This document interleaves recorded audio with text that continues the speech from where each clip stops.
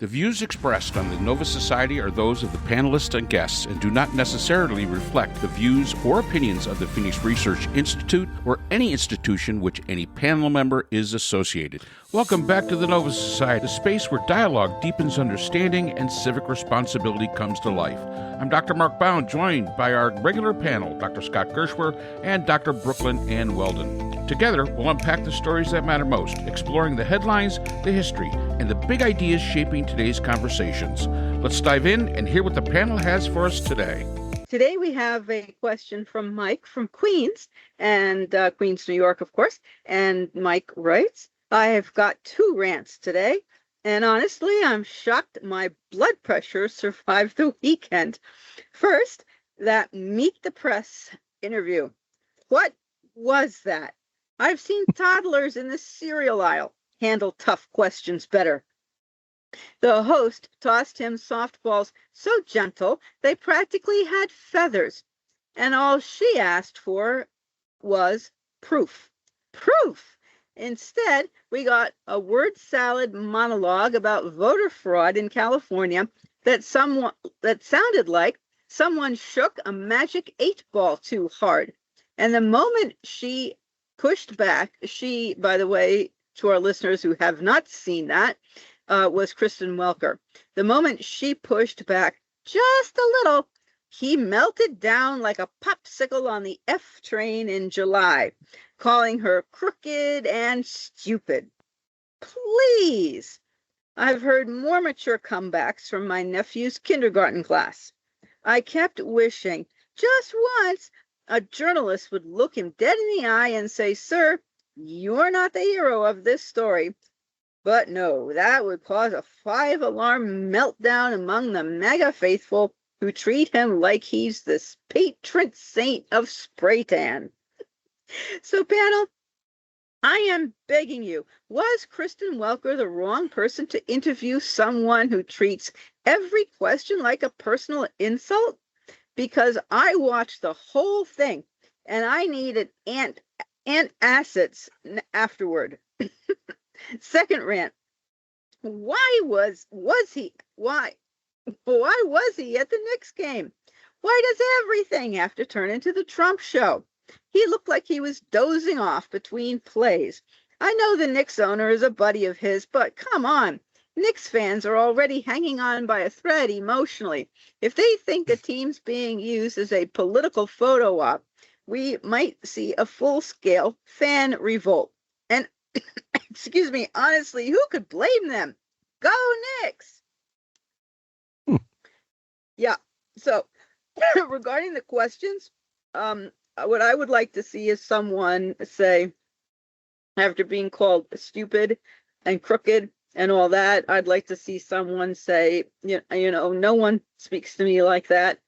I need an apology. And of course, when one is not forthcoming, tell the text to cut the mics and say that this interview is over and be the one to stop the interview, or start asking open-ended questions.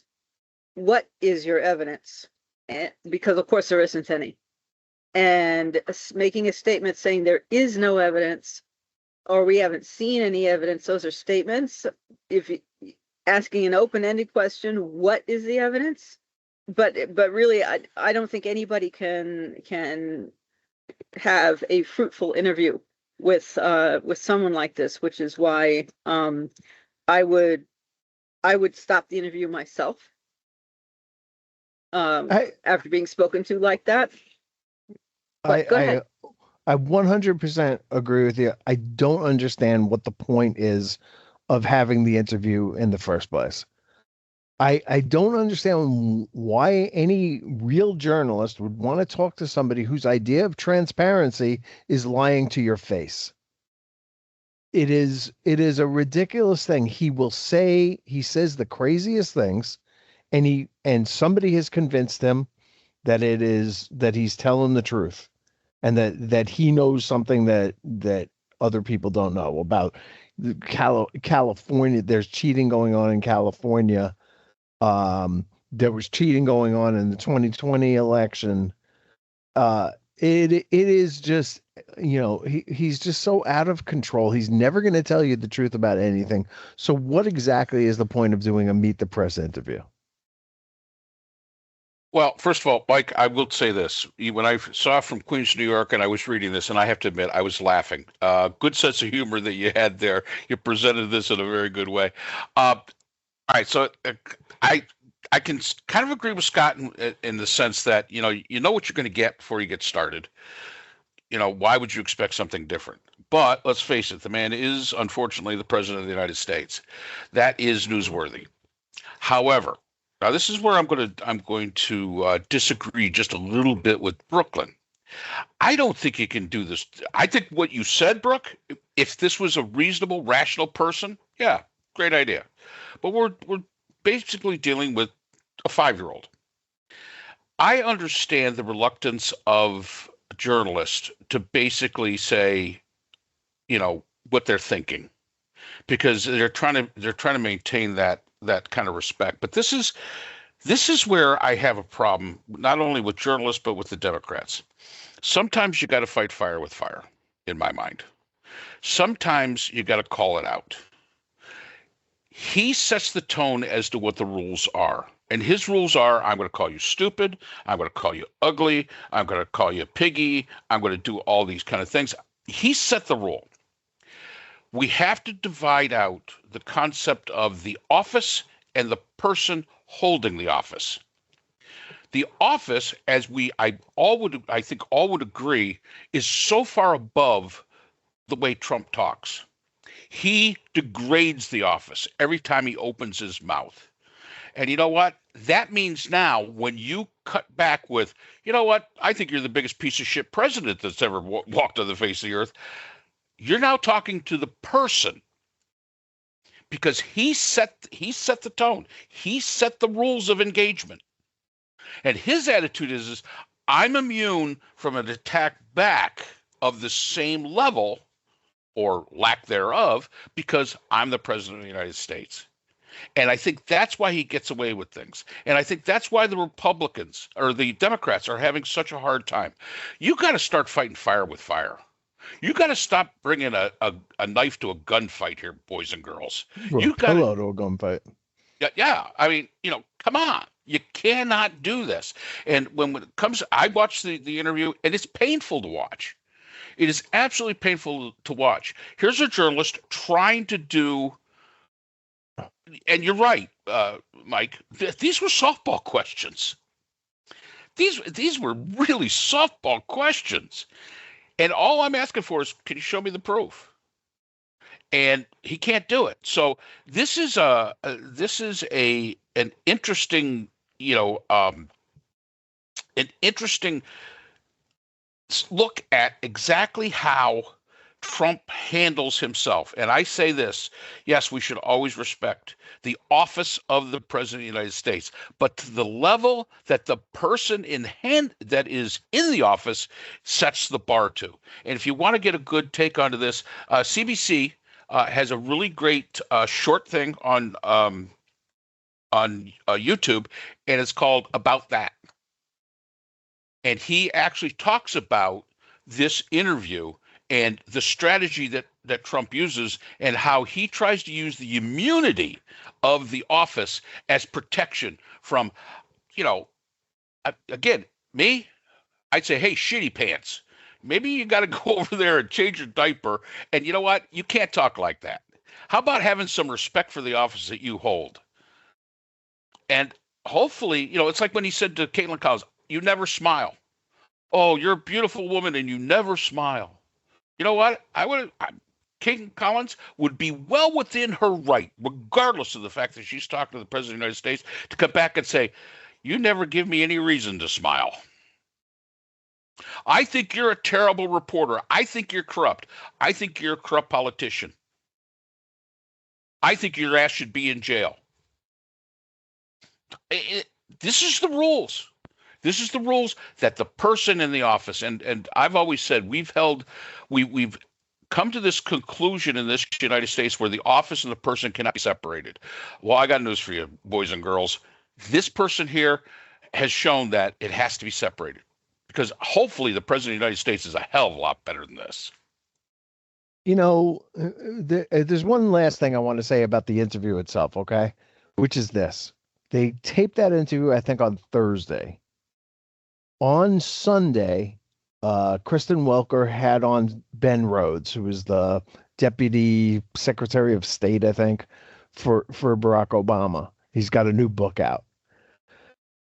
And she said to him in that interview, a live interview on Sunday, she repeated Trump's lie about Iran cheating on the JPCOA. And he said, no, I reject your premise. They weren't cheating. And we know they weren't. Because Trump's own people told him that they were complying with that and that he should stay with the deal, and he didn't, and here we are today. But I don't understand, like, I don't watch a lot of TV journalists. I basically limit it to, like, those Sunday morning shows. I like Fareed Zakaria, and I usually watch one or two of these other shows.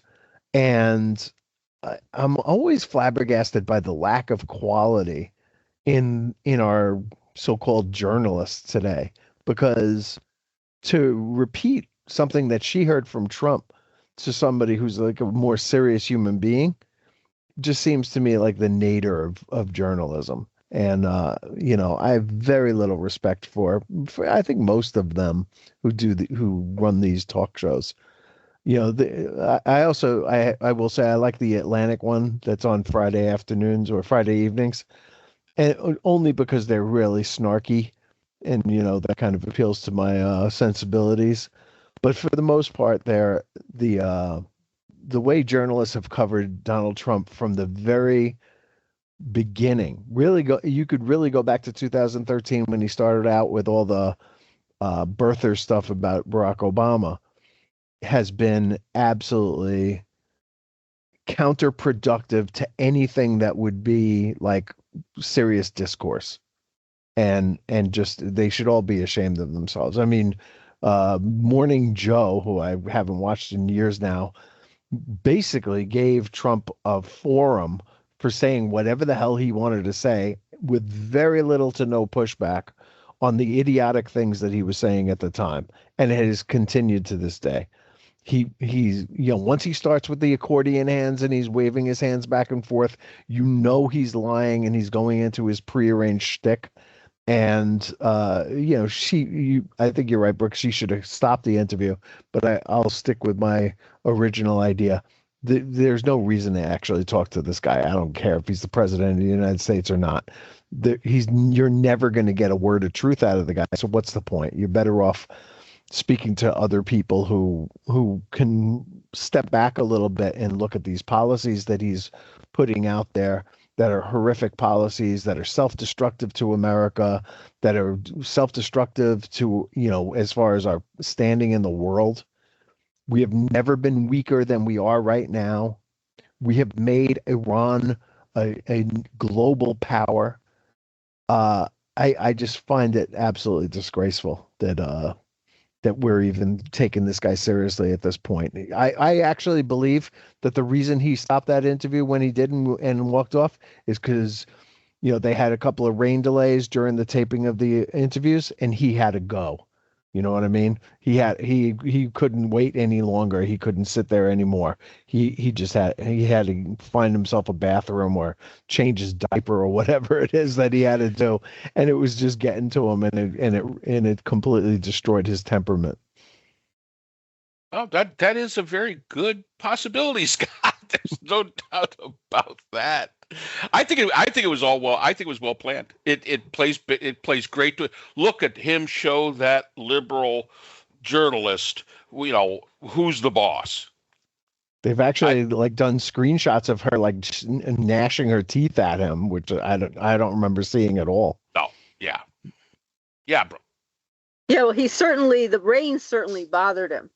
Even though he said it didn't, he kept his body language certainly demonstrated that it did, and he kept getting distracted, and he kept getting angrier and angrier and angrier. It was interesting to watch his face, and his teeth started to come out, and his brows got more and more furrowed, and it was very interesting to watch how angry he got. Um, and who do you think? Do you think? I don't know if he would even accept having a man interview him. Who do you think might? I mean, do you think he'd be better off with a psychiatrist asking him questions to get some reasonable answers, or I mean, do you think anybody could get decent answers from this man, a journalist, to try to answer No. Mike's question? No. Not really. I mean, no, I mean, he's not going to do that. Yeah, no, he can't handle it. He's not putting himself in that position. And I mean, there's this thing. It's not new, I guess, but it's been hitting me more. He was asked about Stephen A. Smith. We'll talk about the Nick game in a minute. But he was talking. Stephen A. Smith had criticized him and said, "Please don't do this. You can't come to this game." And he said Stephen A. Smith is a low IQ guy. You go through the list of people he's called low IQ, they're all black. Every black person is a low IQ person to him. And if it's a black woman like April Ryan or Jasmine Crockett, it's even worse. His racism, his sexism, all of his worst characteristics come out when he's confronted by people like people of color or women, and he couldn't handle a guy. If I interviewed Donald Trump, I would just say to his face, "Man, why are you lying to us?" And we would be having fisticuffs before you knew it. The two of us would be rolling on the floor punching each other. It's just not possible. You can't. What would be the point of it? Trying to get a serious statement out of this guy. He's a clown, and he's a dangerous clown, and that's the worst kind of clown there is. Want to talk about the Knicks? Mike from Queens. Please go with the Knicks. It sounds like the fan, Mike from Queens. Yes. Yeah. Okay. So yeah. I've been to a lot of Knicks games in my life. You weren't at this Knicks game, were you? They were. No, it was not. $8,000 a ticket. If so, we got to cut your salary here. Yeah, that's right. It was a little above my pay grade to go, but I don't even remember how much we paid for tickets when they were playing Detroit and Boston in the mid 80s, 83, 84, 85. That time frame. We would drive into the city, we would park, we would go to the game, we would hang out afterwards. It was so much fun. The Garden was alive. I don't know if anybody here has ever been to Madison Square Garden, but it's on like the ninth floor of the building. And it is suspended on giant rubber bands, basically. And when the Garden gets going, it actually bounces. Yes. You can feel the room bouncing. It's an enormous room bouncing, and it is the coolest sensation in the world. And I've experienced it a couple of times. Back when Bernard King was the star of the Knicks in like 84, 85, that area, during the layup lines before the games, the fans were going so crazy that the Garden would be bouncing because Bernard was so electrifying, such an amazing scorer. Nobody could stop him from scoring, dropping 40 like it was nothing, 60 if he needed it. There weren't a lot of other scorers on the team, and he was just electrifying, and he made the Garden bounce. And the other guy who did it was during the Bob Dylan festival, Bob Fest, as Neil Young called it. Lou Reed played a basically unknown Bob Dylan song, an outtake from his Infidels album called Foot of Pride. And folks, if you ever get a chance, go on YouTube and look up Lou Reed Foot of Pride. You may get a sense of what it was like to be in the building. He had the entire Garden bouncing in rhythm like I've never experienced before. And, Lou Reed, just fantastic job there. Now, because I have been to the Garden so many times, because I have been to so many Knick and Ranger games at Madison Square Garden, I can tell you that Trump was very often there. He sat underneath one of the baskets along the baseline. He was very often there with Dolan. They're both Nepo babies, like you wouldn't believe, right? Nolan's father made his fortune. Trump's father made his fortune. Neither one of them has earned a thing in their lives, so they're very much alike. And it didn't surprise me that Trump wanted to go. Whether he should have gone or not is another question. I don't believe he should have. I think that the Secret Service should have put the veto on that. The disruption that they caused was out of control. They ruined a lot of people's good times. Mamdani actually put together a alternative watch fest down at Bryant Park, which is great because there's usually one right outside the garden, and they couldn't have that one because the security was so bad. He had to know that he was going to get booed, and whether he, was willing to admit it, obviously he's not. Somebody that I know who was outside the garden, I don't remember if they were trying to get into the garden or they were just hanging around outside and going to go watch the game at a bar or something, said that he was there when the motorcade drove by and it was slow, and they were getting booed like you wouldn't believe, and Trump was waving in the back seat, and everybody was giving him two fingers, as he went by and booing him. So he couldn't possibly think that he was going to get a warm reception at the Garden in New York. Forget about it. This is not Oklahoma, He should have gone over there. So while I know why he wanted to go, and he's a long-suffering Knicks fan, I truly believe that. I mean, he's what we are. It's been since 1973, and he's been there. I'm sure he was there more to be seen than actually watch the games, but he's probably a Knicks fan. It was a bad move on his part, and the Knicks have to. And the Knicks, by the way, got completely flummoxed by the crowd, by the just the moment was above them, more so than the Spurs were, much more so than the Spurs were, and hopefully they'll get it together tonight.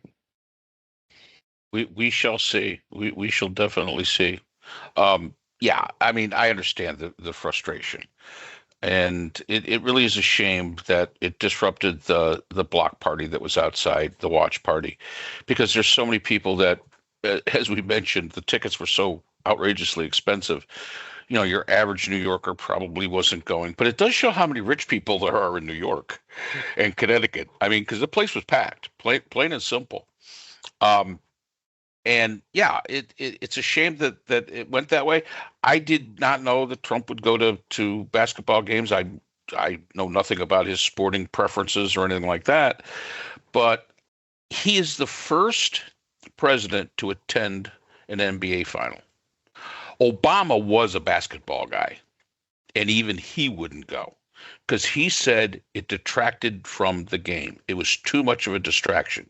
So he had this self-awareness to say, yeah, I love basketball. Boy, would I love to be on, they're at courtside. Absolutely. But for the people, I'm going to stick my ass at home and watch it on television, and that's the way it's going to go. And that is the sign of a president that gives a damn about the people. And again, there's a stark difference. And you see sometimes Obama will be at courtside on regular season games and things like that, and it's kind of funny. His reception there is always positive. But old Donnie Diaper, he didn't get it, and he had the post interview afterwards when he was leaving. Well, they were all crying, as if they're all happy to see him. I mean, good God, come on! Talk about self-delusional. Talk about self-delusional. And no, they were sticking up the middle finger, and they were not saying you're number one. I'm sorry, that's not. We're talking New York. That is not what that means in New York. You're number one, unless they're saying you're the number one asshole. That's it. So yeah, once again, inserting himself. So, a bunch of friends that I was on a group chat with that night were despairing at the performance, which they should have, because it was frankly a horrible performance. But nobody had the Knicks in 4. That is a ridiculous idea. that the Knicks were Except going to that one sweep guy them. that they interviewed. They interviewed this one guy. He was on Jimmy, and they had the video of him on Jimmy Kimmel, and they had him on all the late nights. And this guy was saying Nixon 4. I think he was the Yeah. only one. Yeah, all right, maybe. But I mean, there's one lunatic out there who would thought that. But Nixon 6 though, and I think they're going to win tonight. I think they'll probably put it together and go back to the game plan has been successful for them. They'll go back to that, and hopefully they'll win down in San Antonio, but they probably won't. And they'll come back to the Garden and win there. All good, all good. Do Nixon you think the 6. atmosphere? Because we were talking this before Brooklyn came out. Do you really think the atmosphere with him being there affected the team's play? I don't think it had anything to do with him being there, but it is it is something. The atmosphere itself is something, and just the way they played in the first quarter, throwing the ball to people who weren't even on the court, just throwing behind and getting themselves locked up in situations, and Brunson clearly let the game get away from him. He started going back to last year's Brunson, where he's just dribbling the ball way too much. Cat didn't get enough hand touches. OG played great, and he's got the kind of temperament for that. He's a very quiet, stoic guy. You never see any emotion from it all, and he had a great game. They just didn't play their game. They didn't stick with the game plan. Maybe the Spurs made some adjustments. The refereeing, I will say, was horrific. So many calls overturned, and if the Knicks had another one, this is a crazy thing about the NBA, you get two, whether you get them or not, whether they're good or not, and so you only get two. And the Knicks really needed a third one, and they didn't have it to overturn a big call at the end of that game. And but the referees were overturned way too often for you to say, "Oh no, that was a fair refereed game." It was not. I mean, it went both ways, maybe. But I mean, I've never seen grappling going on the way that these guys were. I mean, Wemby throwing Brunson to the ground, Castle like running through Brunson like he wasn't even there, and they didn't call that. And they called a flagrant foul on Brunson for basically the guy landed on him. And if you watch it, I think it was Castle or Vessel, I forget. They kind of look alike with the hair. Landed on his foot when Brunson had his back turned, and they called a flagrant foul on Brunson. So those are some really, really bad calls, and Knick fans, and Mike Brown should be upset at the refereeing, because it was really terrible, and it really did feel at times. I will say, I'm not generally the kind that does this, that the NBA wanted a couple more games. And so they weren't happy with a Knicks sweep, but I don't think just the way the Knicks played was so terrible. I certainly could go through the numbers and say, like, I think they were 3 of 20 or something from threes in the fourth quarter. They turned the ball over 13 times, led to 21 points by the Spurs. That's not winning basketball. So they didn't deserve that game. They did lose it. It was kind of hard to watch. Hopefully they'll get back to it today and close this thing out in the next couple of games. But I think it'll probably go 6. Well, I will say this. There was one question that was put in here that I did not include into it. And I'm going to actually give this one to you, Scott, because this is from Mike. What did you think of the French kid? The Wemby? Wemby's, I mean, they call him the alien, and they ain't far off. This guy. But the second part of that question was, would he have been able to stand up against a big, a standard big center, such as? Well, I mean, I think Cat's had his way with him Shaq. for the most part. You think Shaq would have had his way with him? Yes. So far, I mean, he's kind of thin, and he doesn't have the power yet. He will eventually, I think, but he didn't have the power yet to throw around Cat. I think the Knicks faced them in December in the NBA Cup, and both Robinson and Cat kind of tossed him around like a rag doll. So I he's not quite what he's going to be, which is fine. He's 23, I think, years old. Yeah. But Cat had his way with him in San Antonio. I don't see any reason why he wouldn't have his way with him now. They just didn't give the ball to Cat. That's all. Yep. I mean, he is the best player on the team. And one of the things about this team that I really, really do love and they are all willing passers and good shooters. You can't slough off on any of these guys, and they are willing to share the ball.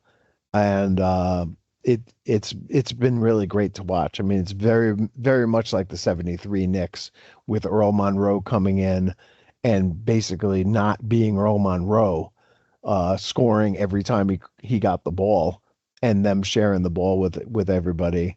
This is a really, really nice team. They seem to like one another. They like playing with one another. This guy Landry Shamet has been probably a poor player that they signed for like the vet minimum, and he's playing great. Everybody loves Deuce McBride. Everybody loves Alvarado, who's a New York kid, is a Brooklyn boy, went to, I think, Christ the King, which is in Middle Village. Everybody loves him, and he had some really nice plays. But I love the team. I think that they're better than the Spurs and that they're going to beat the Spurs.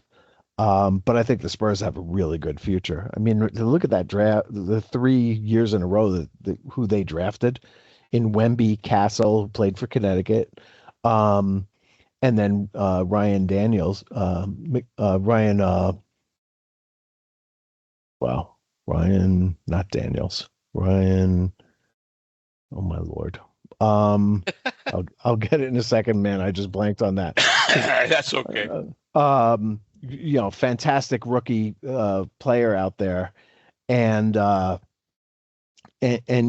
so their future is very, very bright. They're going to win a lot of championships, I think, if they can all hang together and stay healthy.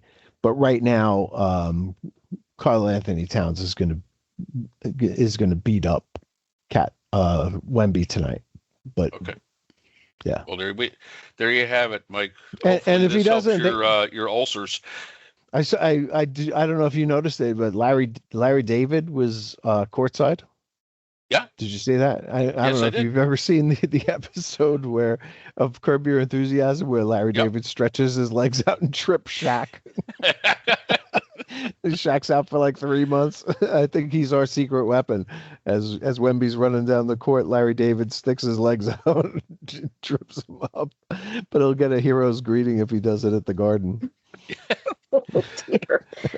Well, no, I've only been to the Garden for horse shows, so I can't say anything about basketball. When I found out that the orange guy was going to the game and the mess it was going to cause for everyone else, and tying up traffic and clogging the sidewalks and ruining the evening for everybody else. It was just so awful. I mean, why? It just shows the incredible narcissism and just not caring. Well, that's what a narcissist is. But it's just so crass. Trumpy. And yeah, it really is. And other people, this is what they have to look forward to. They're really looking forward to this. And Trump has tons of TVs and could get a really good picture and whatnot. He could watch it at the White House. He could watch it at Mar-a-Lago. He could go to any one of his places that he owns. He doesn't have, By the way, I was so far off. It's not Ryan. Did I say Ryan Dan? I didn't even know where I got that from. Dylan Harper was the number one, was the number 2 pick in the NBA draft. The Spurs took him out of Rutgers. Believe it or not, there were 2 guys from Rutgers in the top 5. Rutgers, can you believe that? In the NBA draft, there were 2 guys, and Dylan Harper has been playing great. And probably should start, although I thought De'Aaron Fox hit the biggest shot of the game on Monday night. But Dylan Harper, man, I don't know how I blanked on that. Well, Mike, Here's hopefully here's answered one your other question. thing though. Oh, here we go. Yeah, because Brooke mentioned the horse show, and I have been to rodeos there myself. But I was also back in the day when the Knicks were in the first round of the playoffs back in like '84. The circus was also at the same time in town, or had just left. And I've been to the circus. My grandmother took me to the circus, but I never cared for it. I like the horse show. Yeah, I don't blame you, but the smell in the garden back in those days was like nothing you've ever smelled before, probably until Trump got there. And that's all I have to say about that. Okay. Next question. Next Next question. question. Oh dear. Trump Oh dump. dear. So Trump, we have a Trump and the elephants. wow. Okay. And that's all the time we have for today's episode. The Nova Society is a production of Nova Society Media, a division of the Phoenix Research Institute. We want to thank our production partners, Buzzsprout, who hosts the Nova Society, Audacity, our editing team, Apple Podcasts, the largest source of podcast and music online, Spotify, the most popular platform for the Nova Society, and iHeartRadio, your destination for all things music and podcasting. The Nova Society is available on all of these and other quality platforms listed in our description. And most importantly, we want to thank you, our listeners. Without your support, the Nova Society could not be possible. If you haven't already, please consider subscribing on the platform of your choice. It's easy, it's free, and helps our channel grow. For questions or comments, you can reach us at nova.society.podcast@gmail.com. So on behalf of Dr. Brooklyn Ann Weldon, Dr. Scott Gershworth, and all of our production partners here at the Nova Society, I'm Dr. Mark Bound. Remember, the true power of society is knowledge. Thank you for listening, and we hope to see you again next time. We'd like to thank our sponsor for this episode, the Journal of Interdisciplinary Conflict Sciences, the JICS. This open access journal, double peer-reviewed, provides a platform for emerging scholars to publish their work and engage in meaningful dialogue across disciplines. The JICS is currently accepting article submissions on an ongoing basis and is published through the NovaWorks Scholarly Repository at Nova Southeastern University. You'll find a link to the journal in our episode description.